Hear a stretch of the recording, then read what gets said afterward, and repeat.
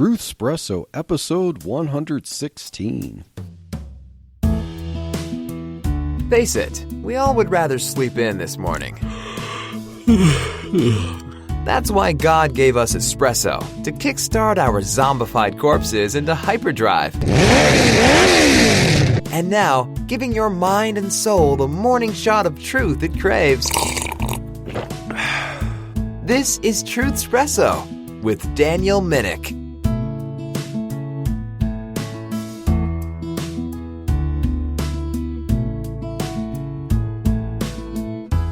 Well, hey there, friends and listeners and lurkers alike. Welcome to Truth Espresso, and in this episode, we're going to continue the discussion from the last episode. Well, what is that discussion, you might ask? Well, if you're asking that question, it means you didn't listen to the last episode, or maybe you've forgotten after about a week. But if you haven't listened to the last episode, I highly recommend it because the topic for this episode is the abortion pill. And we talked about the abortion pill last week. And this episode, we're continuing it to talk about a little bit of the history of the abortion pill. And then we will talk about some of our experience dealing with the Planned Parenthood. And here to discuss this wonderful stuff is my sweet, beautiful wife, Chelsea, co-hosting with me on this episode. So, welcome, sweetheart. Thank you, babe. And so, just as a refresher, what are we talking about with this abortion pill? Yeah, great question. If we just kind of give our listeners a reminder of what we're talking about with the abortion pill actually comprises of two pills that a woman is prescribed by a provider who is certified to do so, and that induces an abortion. And the first medication is the mifepristone, and that is the medication that deprives the baby from progesterone and causes the baby to die. And then the second medication, misoprostol, is the medication that induces contractions or cramping, and therefore the mom expels the now dead baby. So that's what we're talking about with the abortion pill, is the form that a lot of people are leaning towards for using for inducing an abortion.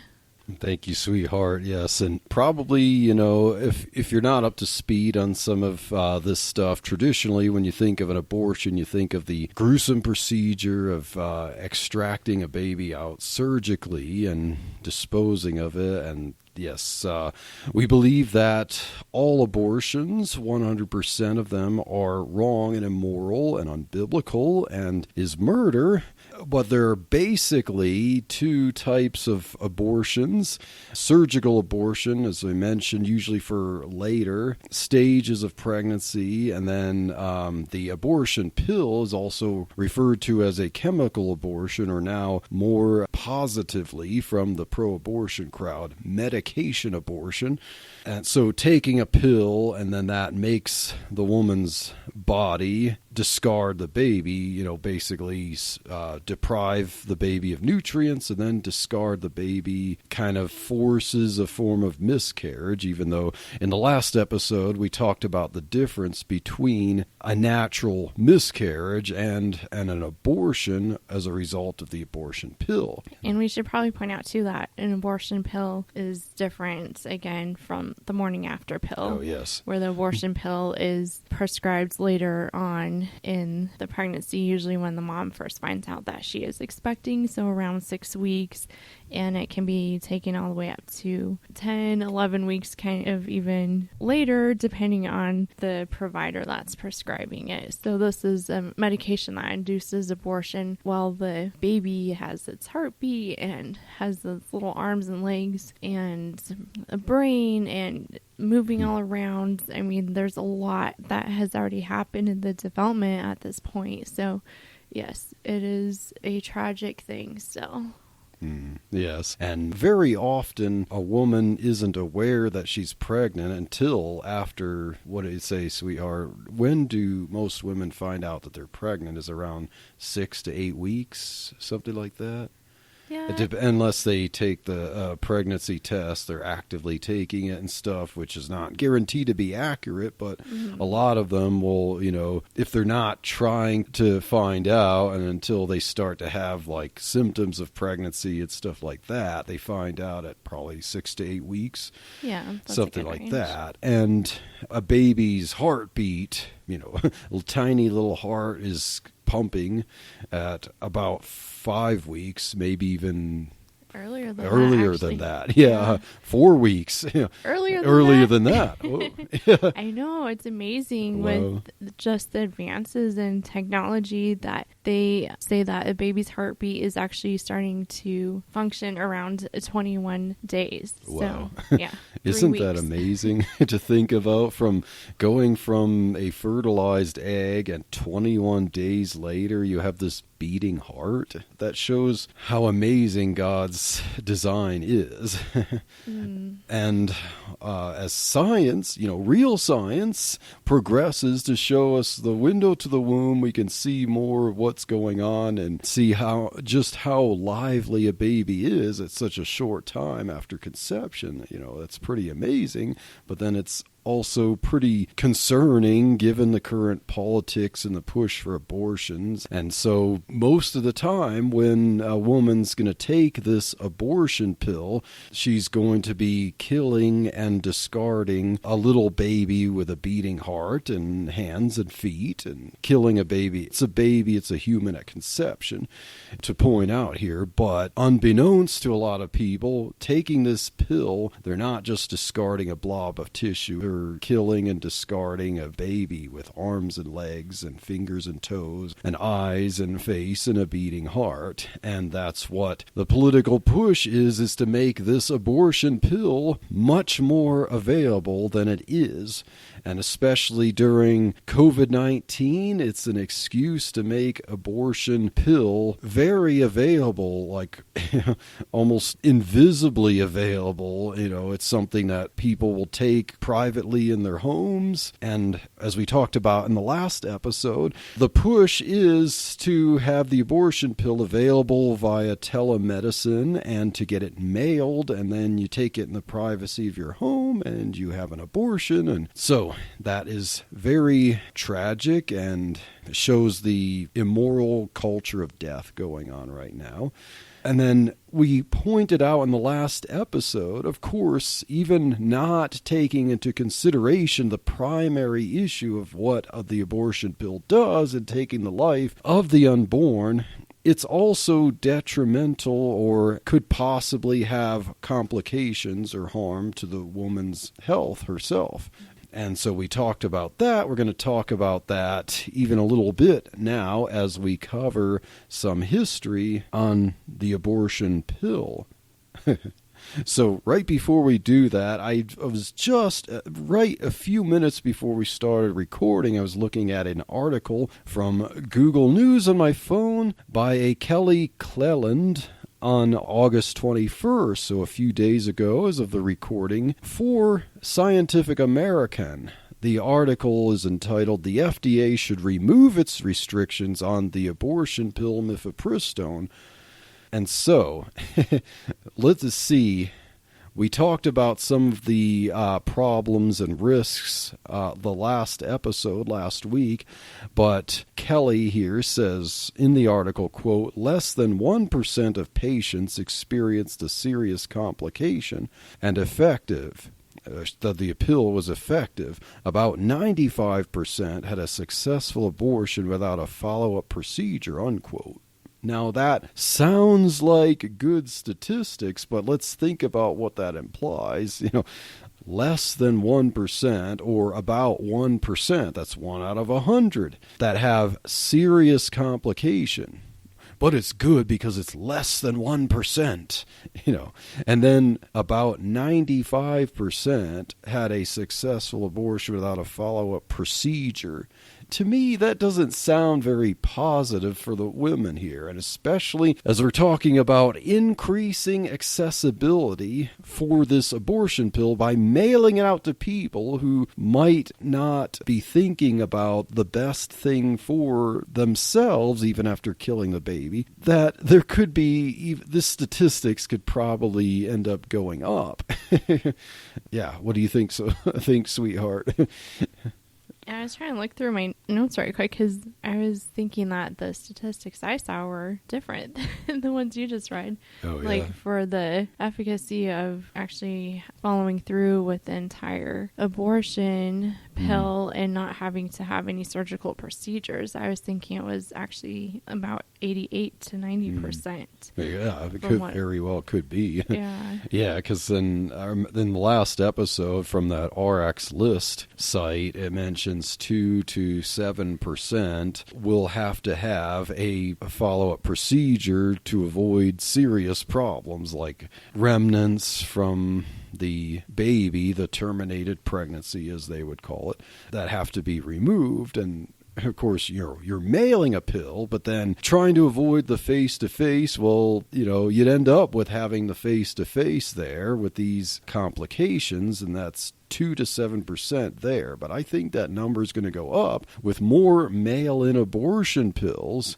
Exactly, because right now we're looking at statistics based on having more restrictions on who gets the medication, how they get it, having that certified provider have that actually in-person visit, and they're supposed to do an ultrasound to determine the age and location and viability of the pregnancy before they even give this.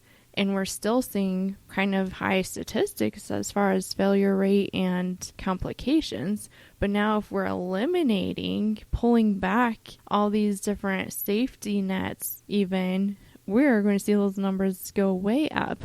And I don't see how this is supposed to be more friendly or promoting women's rights and women's health. Yeah, it's promoting women's death or at least complications. And yeah, it makes you just cringe when you think about how they promote it so much and lie about that this is to help women and free women and give them this access. And they're going to, be able to do it more secretively and not be emotionally distraught by protesters going into the abortion clinic. Okay, but if you look at the potential risks of removing those restrictions, I think emotional distress from protesters is better than possibly dying because you're taking something that you're not even sure is appropriate for you to take or not when you're doing it by a mail-in. And just kind of looking at some of the sites where you can get this, there are really no restrictions on it right now anyway. So, I mean, I know we're still kind of transitioning from the whole pandemic phase of things, but I know there's a huge push, and we'll probably get into that with our history here, of how they want to extend getting access, removing REMS from the whole picture to where it's not just limited to the pandemic where they can do mail-in abortion pills, but they want to be able to make this anytime, anywhere. Yeah. So, sweetheart, you mentioned this REMS, R-E-M-S. Can you explain briefly what that is? It's something that the way of categorizing with restrictions that the FDA puts on certain drugs. Right. So REMS stands for Risk Evaluation and Mitigation Strategies.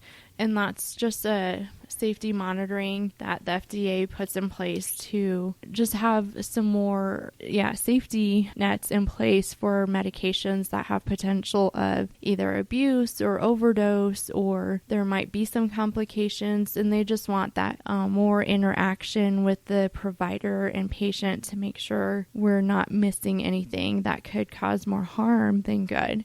And that's what a lot of providers, patients, pharmacists have to kind of weigh out with these medications, because of course every medication has its side effects. And so you look at, okay, do the side effects outweigh the benefits?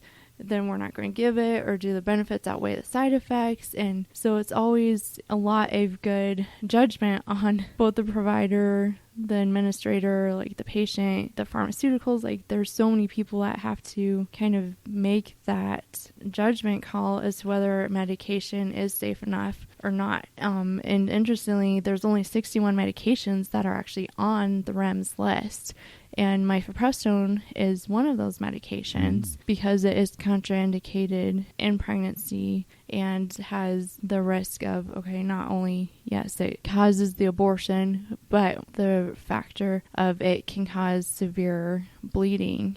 And so that's why they have it on that safety monitoring system there called REMS. Some other common medications like testosterone is on there, and some of the psychiatric medications, some pain medications, cancer medications. So there's quite a few medications out there that you're like, oh yeah, we definitely want those on there because we know those could cause serious complications. We want to make sure we are doing it as much as we can to ensure the safety of that patient. And now all of a sudden this one, because it is an abortion pill and it has all that political stuff with it. It's all about rights. Now all of a sudden we don't care about safety. We are going to remove every possible safety net to make sure women can have access to this. And that is just so anti what we're supposed to be as providers and helping our patients. And it's just... It just doesn't seem compatible with the Hippocratic Oath. No. Yeah. So the ending, to quote that article, Scientific American, trying to make the case for permanently removing the restrictions, it says, quote, with every passing year since the approval of mifepristone in 2000, research documenting its safety and efficacy grows, and each study reinforces and builds upon the last. We have more than enough high-quality data to support reconsidering how mifepristone is regulated and to remove the REMS. Doing so will not be a panacea for abortion access, given the complex web of abortion restrictions that many states impose, but it's a necessary step toward bringing medication abortion care, of course, care, into line with the science. It's time, unquote. So trying to make the case that the abortion pill is incredibly safe. It's been demonstrated to be safe for 2 decades now, but politics has left it on the REMS list. The FDA caved into political pressure to put it on the REMS list, even though the scientists at the FDA know better, right? But, because of politics, out of fear, they did this. So I've seen a lot of articles trying to claim this because allegedly it's safer than Tylenol, according to Cecil Richards, as we explained last episode. But, of course, that's not true, as we argued in the last episode. So, let's get into some history of this pill, since it was approved by the FDA in the year 2000. So each of us have some notes on that, and the notes I have are from Carol Novielli in an article for liveaction.org entitled "The Abortion Pill, So Dangerous It Needs a Rare Safety Requirement."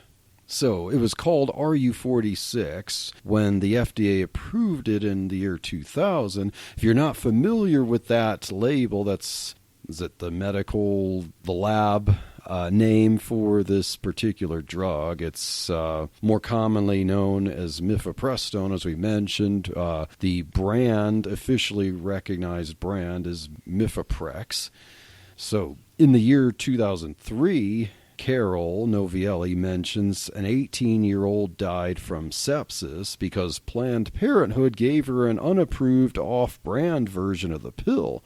And her father testified that he discovered that there were at least 10 reported deaths from off-brand pills. Now, not all of these were reported to the FDA. At least that's what he heard at the time as he testified. So, in other words, a baby died, and this father's daughter, so the baby and the baby's mother died because of an industry pushing to make a buck off the culture of death. So, Ms. Novielli continues to document. I didn't cite every year here, but some statistics that are relevant here. So, thank you, Carol Novielli. In 2005, the FDA issued 2 public health advisories about the documented health hazards and deaths from the abortion pill, especially from off-brand pills. Abortionist Dr. Philip Darney wrote in Conception magazine that the percentage of deaths to women from the pills was about 3 times that of surgical abortions. Now, today, a lot of pro-abortion advocates will say that the pill is safer than surgical abortions. Of course, both of those are tragic murders, but technically, medically speaking, for the life of the mother, if you're comparing bad with worse, I know, sweetheart, you mentioned that the pill is actually more dangerous to the woman than the surgical abortion, right? Mm. Okay, so by the year 2010, the FDA knew of 8 deaths from the pill. These are reported, and of course we mentioned in the last episode, there's a lot that's not reported to the FDA. This is just what's reported to the FDA. I'm quite sure the real number due to unreported abortions in many states is much higher, but let's go with this figure. Remember that this is a 10-year span so far. So from 2000 to 2010, there are 8 deaths reported to the FDA as a result of the abortion pill. By 2011, 14 women had reportedly died. So we add 5 there in the 1 year, prompting the FDA to include mifepristone in REMS. So there we go. Because there was a spike in reported deaths, that was why the FDA added to the REMS list. But of course, pro-abortion advocates would say that it's because of politics. So the rate of death started to climb. But mentioned now here, by 2018, the reported deaths were 24. So that means that, let's see, we said 2000 to 2010, 8 reported deaths. 2010 to 2018, the total's at 24, so that means that the total tripled in 8 years from what it was reported in the span of 10 years prior to that. So that means that the rate of reported deaths has been going up here. So shouldn't that make the case for why it's a little more dangerous? And sweetheart, you have some more to say about some of this history here? Yeah, I found it interesting that in 2016, the FDA actually approved making a drug label for mifepristone to include that it can be used for early pregnancy termination and otherwise known as abortion. Whereas before 2016, it was only used off-label. And I know we talked a little bit about that can be common in medications on that last episode. But that same year, in 2016, the Obama administration actually weakened the REMS restrictions on the abortion pill. And the part that they weakened was that they didn't require reporting of complications. And we still have a spike going on with reported deaths, but they're saying, oh, well, we don't want to know that, so we're going to lift some of these restrictions and not require that you report if there are complications or deaths associated with that. Sounds like they really cared about the health and safety of women there, huh? Yeah. Sounds very scientific to me, right? Yeah. And then in 2017, the ACLU actually filed a lawsuit against the FDA challenging the REMS requirements because, quote, low rates of complications, unquote. These restrictions actually cause undue burden on women who seek the abortion pill. Yeah, and there were thousands of reported complications, right? Yeah. Yes, just looking at the political, we just want everything to be accessible, and they don't care about the women, and that's the part that I think is so frustrating because that's what they advertise, that's what they promote, is that they care about women. And when you look at things like this where they're like, okay, the evidence, the science, everything keeps indicating that this is going to harm women, and they just turn and look the other way and ignore that. And that's where we're going to see more babies harmed, of course, and more women harmed. And it's just very sad. Yes, and as I mentioned in the last episode, when you don't respect the life of the unborn, why should you respect the life of the born, and especially women? Why should we respect the life of children? Why should we respect the life of women? And the whole propaganda is all about women's rights, but how is it women's rights if you don't really care to report issues and concerns and complications with something that's harming women? So then we come to our lovely 2020 year. Oh, yeah. COVID-19 and how that's affected the whole abortion industry here. Yes. So in May of 2020, ACOG, which is the American College of Obstetricians and Gynecologists, and other provider groups actually filed a lawsuit challenging the REMS requirement as well. And specifically, they were challenging the part that it has to be dispensed in person. And they felt like the pandemic, because it increased the risk of both the woman and the provider to have to see them in person. And some states were even more restrictive, that they shut down any walk-in type of clinics. So they felt that the in-person was causing more harm and forcing women to be pregnant during the pandemic, since they didn't have access to it. So that was in May. Then in July of 2020, the federal district court required temporary suspension of REMS. So the federal court allowed the abortion pill, to be dispensed without having in-person visits. And that was when we opened the can of worms for this and the pro-abortion industry. So in January of 2021, before Trump left office, or changed over. Yes. The change of power. The power changed hands. The Trump administration appealed this ruling at the federal district court, and the Supreme Court ruled in favor. So now they enforced the in-person dispensing of the mifepristone again. So that was in January. But now April of this year, April 12th, 2021, the FDA's Center for Drug Evaluation and Research, or the CDER, informed ACOG that they will, quote, exercise enforcement discretion, unquote, regarding in-person dispensing requirements. So basically this allows providers anywhere to dispense the abortion pill without having to do any in-person visits, as long as their state doesn't have any restricting laws that would contradict that.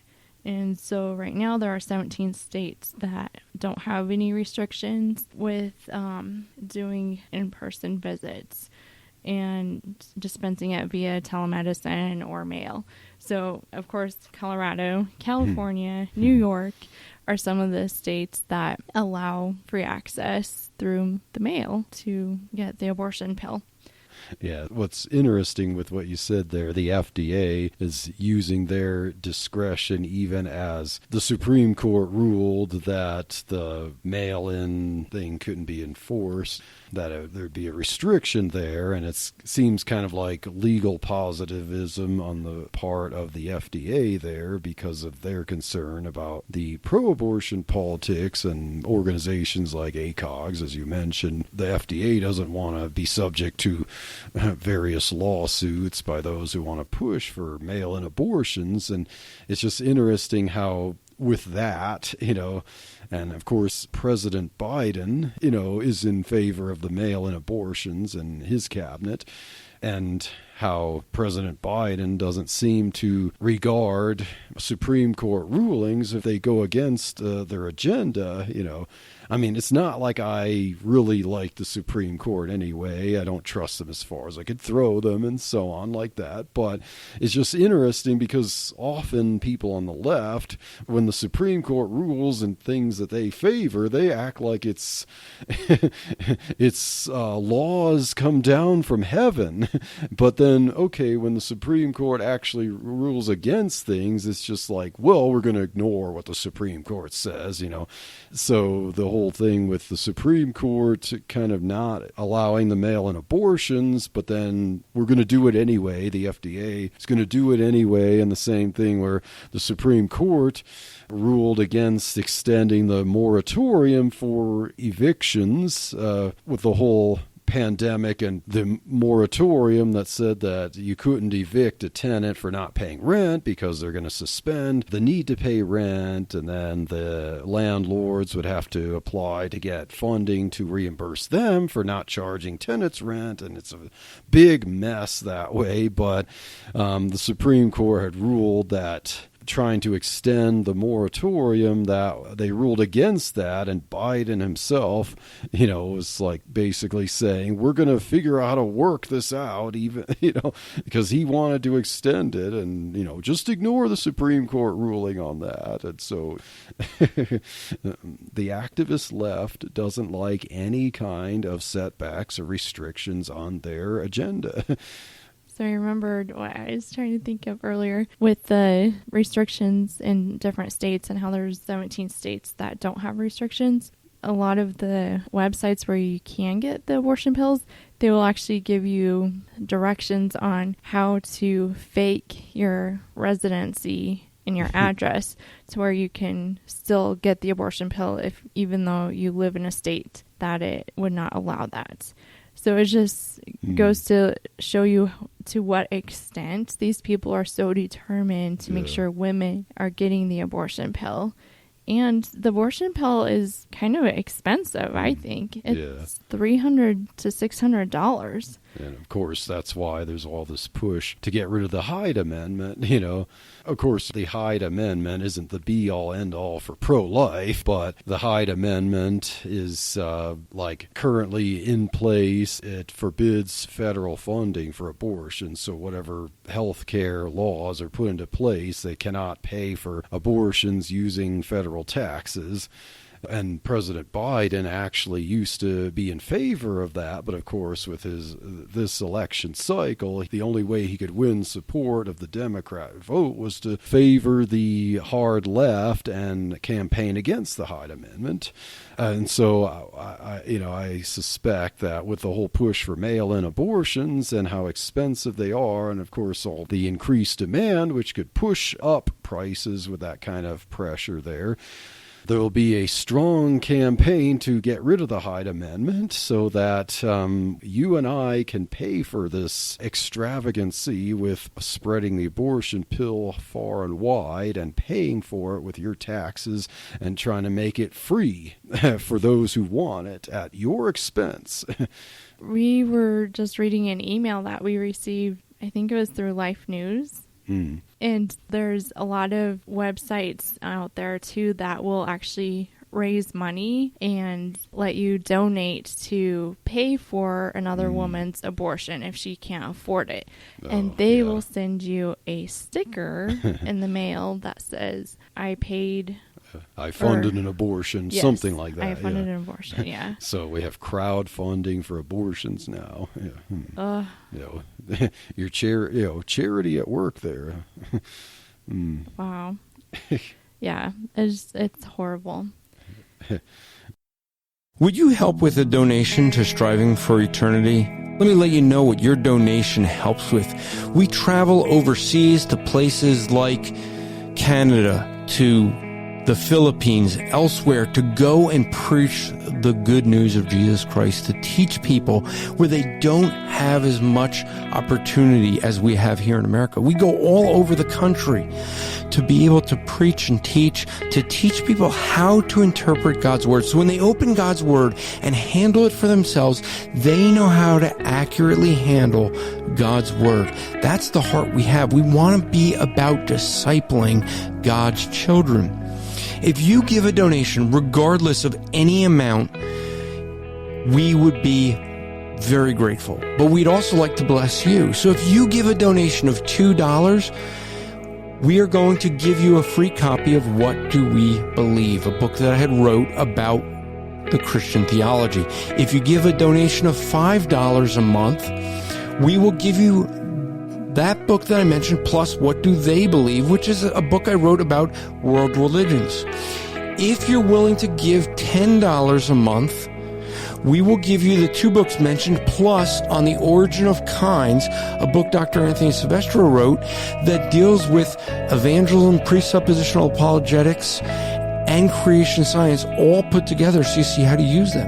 If you give a donation of $20 a month, we will give you the 3 books mentioned, plus the book Sharing the Good News with Mormons. 24 different authors giving 24 different ways to evangelize the Mormons, but many of them work for just evangelism period and are great tactics to use. We would greatly appreciate a donation of $25 a month, and what we would look to do with that is give it away. If you give us $25, we're going to seek to give away $25. As part of our ministry is the Christian podcast community, and Striving for Eternity wants to help get missionaries to get their mission out. So if you give us $25 a month, we are going to commit to trying to look for missionaries that we can give them podcasting equipment and hosting so that they would be able to get their message of what they're doing on the mission field to their supporting churches, rather than sending a letter that is a mission report that many people don't read, but they'll listen to a podcast. And when the missionary is at that church, man, they're going to say, hey, listen to my podcast. People will subscribe. And then they're going to hear in the missionary's own voice what's going on. Instead of when the missionary comes to town and they show pictures of people you don't know. No, it's different when you've heard the missionary say, I led this person to Christ. I've been discipling this person. This is what's happening with this person. And now you see the picture. Oh, what a joy it is. Now, if you could do more than that, we certainly will not turn it away, and you'll still get the 4 books. We are in need of your support. We value the money donated to us, and if we have provided value to you, may you consider helping us to help others. It would be greatly appreciated. Just go to strivingforeternity.org/donate to donate today. Thank you for considering it. So should we talk about our experience with Planned Parenthood? Oh, yeah, for sure. So the part you've all been waiting for, right? Yeah. So on Saturday, August 7th, our family decided to do something unusual. There was an event with Students for Life. They organized this event to have supporters or people go out to Planned Parenthoods and do some sidewalk chalking. So basically take some chalk. You could sign up for this event, and then they sent you some free chalk that you could use to write some messages, do some drawings. And so for this organized day, we went and did that. And you have some details about that, sweetheart? Oh, yeah. So I thought it was kind of cool to receive that email from Students for Life and just talking about this event that they wanted to try and get across the whole nation, that everyone about on the same day or, around the same time if possible could go to a local Planned Parenthood and just write some messages on the sidewalk for moms to see as they go in. And I just think that it's peaceful type of thing, but still powerful type of way to give messages to these women. And we had messages of hope and talking about the abortion pill reversal, and it was so sweet in preparation for it. The Students for Life even sent some pamphlets with their chalk and shirts just to kind of give people who maybe haven't done this before some information on what they can say, what not to say. Pamphlets that have information you could even give the women. And I know we put together some little goodie bags that I hand out to women from our clinic, and it had some information about abortion or even a miscarriage and just how to reach out and get help if they need to. Unfortunately, we didn't really have the opportunity to hand one of those bags out, but so yeah, just a lot of prayer before we went there as well, and just talking with our kids about what we're going to do so they understand the whole ramification. It was so sweet too. Yeah. We were telling them okay, we're going into a battle tomorrow, so we're going to pray tonight, and one of our boys was we're going into battle? Like, he's thinking soldiers. Yeah. We're like, okay, remember spiritual battle. Spiritual wickedness in high places. Yeah. And just talking about, like, okay, we need to equip ourselves, like Ephesians says, in putting on the full armor of God. And just talking about how Planned Parenthood tells lies to these women that their pregnancy, it doesn't have a baby inside them. It's just a blob of tissue, and it's okay if they do this, and it won't hurt them, and it's safe, and just all the different lies Planned Parenthood tells them. And we want to go there to try and tell them truth and show them love and hopefully get them help. And so it was just kind of fun. I grew up doing different pro-life events and stuff, and it's been a while since I've done it. I have to say it's totally different. Oh, yes. Once you have your own children doing this. That was pretty emotional. Yeah, I know. I was pretty emotional there too. When I'd see someone walk into the clinic, then it was just like I had all I could do not to just break down. And then seeing them walk out is the same thing. And I mean, it's definitely precious to see our kids writing the messages, chalking the messages on the sidewalk there. Like, okay, it's these kids that we know should not be aborted. We love them. They're precious, and they're our children. And now they're trying to write messages on the sidewalks to tell people walking the clinic not to kill their babies. And yeah, so I know, like, some of the pictures the kids drew were like a picture of a baby with a heart, and it said the heart is beating at, I think he wrote 4 weeks, which is fine, 3 to 4 weeks. And little tiny babies with mommy trying to hold them. I think you even drew a baby too. Yeah, right? I drew like a kind of a outline drawing of like a baby in the fetal position there with a heart in the middle, and then and trying to remember some of the messages I wrote there, and one of them about like you can never be undone, just trying to think of, if someone's walking in there and they just happen to glance out of curiosity to see what these drawings are, what's a message that would just possibly immediately resonate in their mind, just thinking about, what you're going to do. It can never be undone. Maybe that would help someone just think twice about this. It's not like a video game restart, hit the restart button and try again. No. Yeah. I know there were a couple different people that went in that were close enough to us that I asked them if they would be interested in getting more information, and they would just put their head down and keep walking. And I know when we first got to the clinic, I was like, okay, I'm not sure how long we're going to make it out here. Will we even be able to actually set up and start drawing anything? Or we might get one little mark on there and before some of the clinic workers come out and shoo us away. But we actually were able to get all of our drawings down, and then I think that was providence there, God's providence there, because it was quiet really so we had a chance. I ended up running out of chalk. I used up all my chalk to write as many messages as I could on the sidewalk there, and we wrote it like not directly in front of the door, but kind of to the sides of the door. So, enough where people can see them clearly walking in, but not where the workers, because the doors there were glass doors and glass walls where they could look out and see us there. And, Yeah. And also we had to make sure we were doing it on public sidewalk and not private. So that was another factor. But yeah, I know quite a few people saw the messages that we wrote, and then we saw a group, about 3 Catholics, down on another sidewalk. So then we ventured over there to meet them, and we were able to give them some of my cards to hand out to women if they are interested in abortion pill reversal. And so it was kind of neat just to be able to see like other people that may not have the same religious beliefs as we, but they are still standing up for life and protecting. One guy had was it 40 days? I forget what's it called. I know it's a particular campaign there. Yeah. 40 Days for Life. Okay.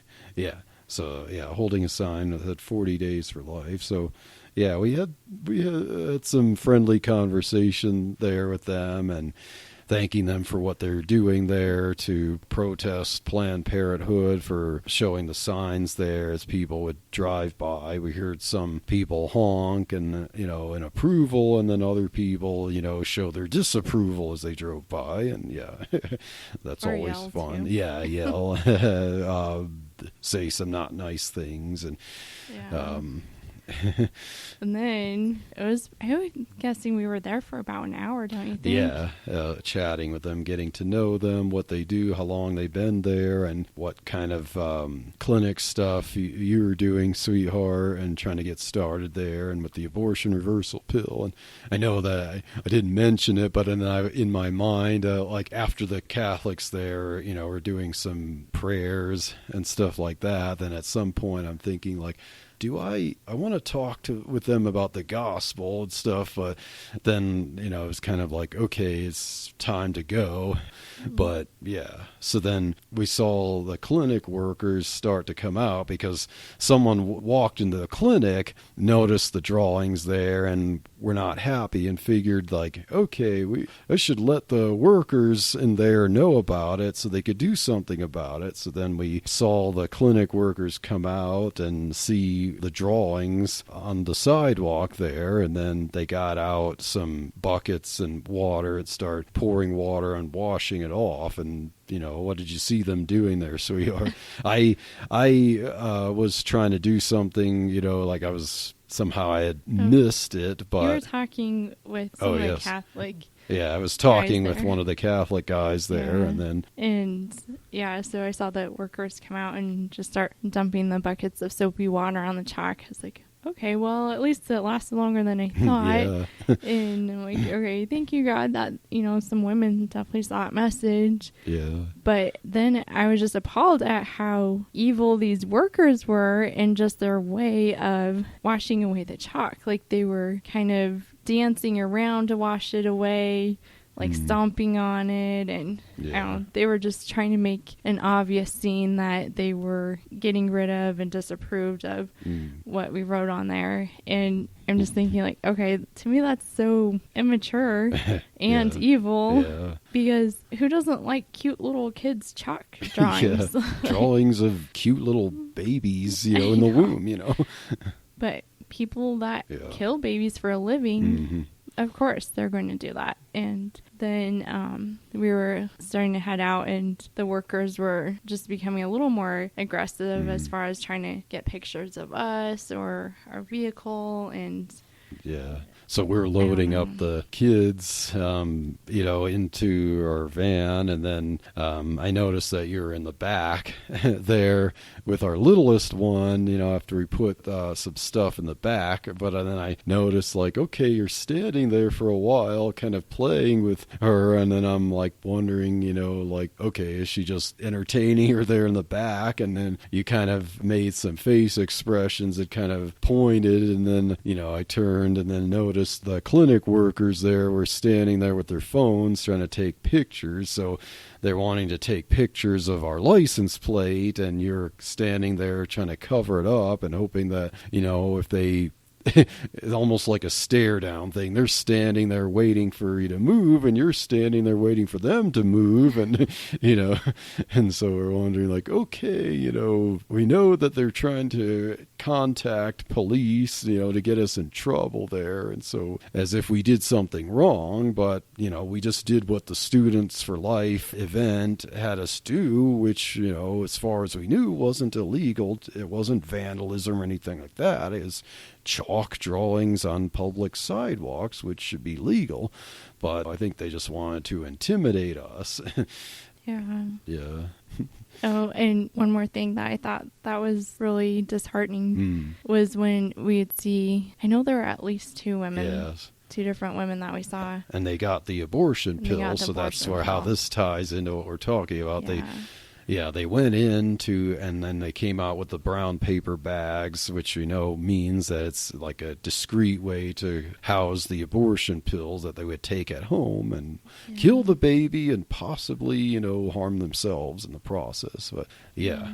And I remember when we were standing there before we got into the van, I remember one of the young ladies who got it noticing, looking at us pro-lifers there protesting, and I could see she had this, before she got into her car, she's just standing there staring at us with this kind of sinister smile, like, I win, you lose kind of attitude. And yeah, that was very disheartening there. And gonna drive off, but then she kind of stopped, and en route to just kind of look at us and see what we're doing and see how she's affecting us and stuff like that. But so that was interesting and disheartening, and and of course, who knows if someone like that is not going to end up, who knows what happened to her, who knows if she regretted or anything later, or if there's going to be anything in the future, because we've talked about on earlier episodes how after 10 years or 20 years, so someone who gets an abortion, they kind of hide it, they kind of become callous to it, but then later on in life, it can come back to haunt them and depress them, and because they realize what it means. And so I think, these episodes are just a good reminder that this battle is real and it goes on every day. And I guess being there at Planned Parenthood just makes it even more real, because when you talk about it or you read articles about it, you're not face to face with it.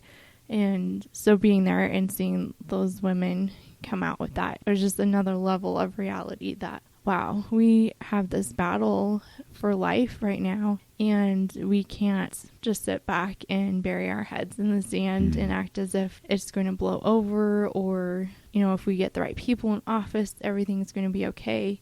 We have to be active and we have to be bold. And I know, we've been talking with our kids about different examples in the Bible of characters that stood for truth and stood up for their faith and what they believed in, and just remembering that we live in evil days and we need to stand up for Christ and stand up for these women and these children. Amen, sweetheart. And so I'd like to end by reading this passage from 2 Corinthians chapter 10, verses 3 through 6. The Apostle Paul says, "For though we walk in the flesh, we do not war after the flesh. For the weapons of our warfare are not carnal, but mighty through God to the pulling down of strongholds, casting down imaginations and every high thing that exalteth itself against the knowledge of God, and bringing into captivity every thought to the obedience of Christ, and having in a readiness to revenge all disobedience when your obedience is fulfilled." And so I think that's apropos, showing what the battle against abortion is and the abortion pill, revenging disobedience, and realizing that our weapons are not carnal, they're not swords and guns here, but pulling down the strongholds of the devil through and everything that exalts itself against the knowledge of God. And I pray that we've demonstrated the knowledge of God and how unbiblical this abortion pill and the powers behind it are to the destruction of the unborn and of women. And so hope that you've enjoyed these 2 episodes talking about the abortion pill, and that you will join us in this fight against the wiles of the devil, this war on the unborn, this war against women, and all in the name of profiteering off of people's lives, not respecting life, and this culture of death here. And so stay tuned for the next episode of Truth Espresso.